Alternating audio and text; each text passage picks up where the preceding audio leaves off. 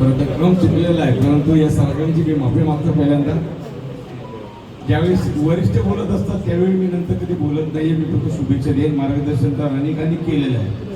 संतांचे संत शिरोमणी गुरु रविदास महाराज यांच्या विचारांना सर्वप्रथम अभिवादन करतो.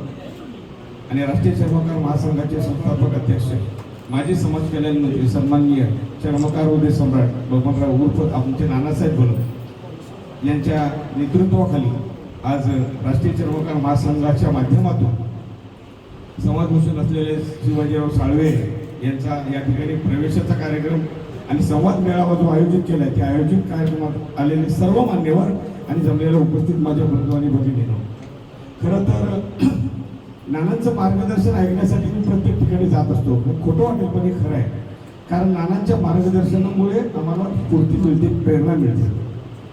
ज्यावेळी समाज संघटित झाला नव्हता त्यावेळी 30 वर्षापूर्वी स्वतः मंत्रिपद असलेल्या एका व्यक्तीने फक्त मंत्रिपदाचा लाभ न घेता माझ्या समाजाला काय देता येईल या माध्यमातून महाराष्ट्रीय चर्मकार संघ, जे आज राष्ट्रीय चर्मकार महासंघ म्हणून आहे, या रोपट्याची स्थापना केली.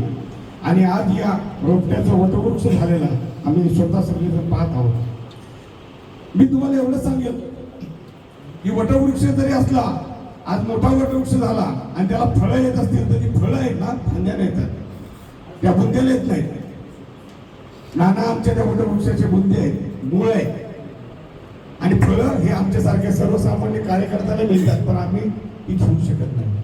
आम्हाला ती सांभाळता येत नाही.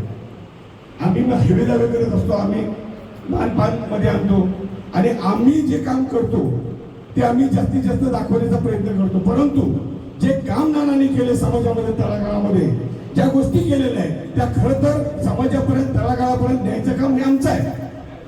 आम्ही त्या ठिकाणी नालायक ठरतो की आम्ही फक्त आमचा मोठेपणा सोडला तर आम्ही काहीच करत नाही. मला या माध्यमातून एवढंच तुम्हाला सांगायचे की आपण आजपासून तरी सकारात्मक वृत्तीने काम केलं पाहिजे.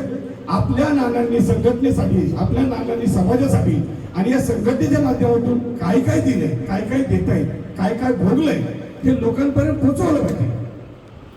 आज शिवाजीराव साळवे म्हणतात पुनर्प्रवेश आहे, पण खरं सांगतो तुम्हाला साळवे, माझा मोबाईल बघा, शिवाजीराव साळवे आरसीएम बदलत नाही.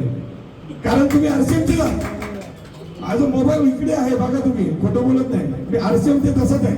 आणि त्याच्या आधी पण तुम्हाला मी विनंती केली होती, दयावया केली होती, पण त्याची वेगळी कारणं होती. म्हणजे परत 2-3 वेळा फोन पण केला होता. मला वाटलं ते संघटनेचं काहीतरी काम झालं होतं, मी फोन केला होता. तुम्ही कुणीतरी तक्रार केली त्यांना, पण मी सांगतो तसं माझ्याबद्दल गैरसमज करून घेऊ नका. मी एका राजकीय पक्षाचा नेता आहे, मी वरिष्ठ पदाधिकारी आहे, अनेक संस्थांवर काम करतो, त्यामुळे व्यावसायिक आहे. माझा वेळ कमी मला भेटत असतो. आज मी सांगलीला गेलो, 4 दिवसापूर्वी परत आलो प्रवास करून, दुसऱ्या दिवशी परत पुण्याला आलो, साहेबांकडून कार्यक्रम करून 2 वाजता घरी पोहोचलो, परत सकाळी इकडे आलो. शेवटी मी माणूस आहे आणि मला जर तुम्ही आठवण केली, मला जर तुम्ही फोन केला तर मी निश्चित येणार. मला तिघांनी, रुक्माले साहेबांनी पहिला फोन केला, शिवाजीराव साळवेंनी फोन केला, वडासाहेबांनी फोन केला. मला साहेब तुम्ही आईला नगर दुर्लक्ष करता. अरे मला दुर्लक्ष मी काय ज्योतिषी थोडे, मी काय देवऋषीचा मुलगा आहे काय, मी चर्मकाराचा मुलगा आहे. माझे वडील देवऋषी नव्हते म्हटलं, तुम्ही मला बोलवलं तर मी येणार. मी माझ्या कामात असतो, मला कळलं तर मी निश्चित होतो. तर मी तुमच्या गैरसमज दूर करायच्या हिशोबाने सांगतो की तुम्ही कधीही फोन करा. आणि मी नाही समजा पोहोचू शकलो तर माझे आहेत ना कार्यसम्राट प्रदेशाध्यक्ष नंबर 2, ते म्हणालेत ना हे नाही पोहोचलं तर मी ये. आणि आमच्या दोघांचं भावासारखंच काम चालू आहे. कुठेही असेल मी माझी पोस्ट मी त्यांच्या नावानेच टाकतो, कारण आम्ही दोघे एक आहोत. नानांचे 2 हात आहेत, त्यामुळे मी एक हात वेगळा आणि एक हात वेगळा बोलत नाहीये. पण तुम्हाला एवढं सांगेल की तुम्ही गृहीत धरू नका. कधीतरी कोणीतरी कार्यक्रम घेतं, कुठेतरी कोपऱ्यात नाव टाकतं आणि मग अपेक्षा ठेवतो की कारण घेतील. तसं नाही होत ना. मला कळलं तर मी निश्चित येईल. त्यामुळं गैरसमज डोक्यातून काढून घ्या. आपण सर्व कार्यकर्त्यांसारखं काम करूया. मी अजूनही शिकतोय, नानांच्या मार्गदर्शनाखाली काम करतोय. ज्ञानेश्वर कांबळे साहेब असतील, माधवराव गायकवाड असतील, दत्तात्रय मोदीचे असतील, आमचे पंडितराव पवार साहेब आहेत, हे मार्गदर्शन करतात. आम्ही शिकत राहतो आणि अशाच पद्धतीने आपण सगळ्यांनी काम करावं अशी मला अपेक्षा आहे. ज्यांना ज्यांना काय पदं मिळतील त्यांनी कार्ड छापायचं, लेटर छापायचं आणि मग उगाच कुठे नेऊन तळागाळातील लोकांवर भाव खायचा असल्या गोष्टी कधी करू नका, कारण त्याचा कोणतरी नातेवाईक नानांचा नातेवाईक असतो. मग तो तुमची तक्रार नानांपर्यंत केली की नानानं कळतं कोणी काय केलं.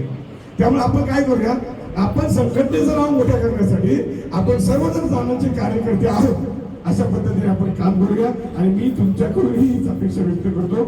या ठिकाणी मला बोलून मान सन्मान दिला, 2 शब्द बोलण्याची संधी दिल्याबद्दल मी आयोजकांचा मनापासून आभार व्यक्त करतो. तुमचा सुद्धा थांबतो. जय हिंद, जय महाराष्ट्र.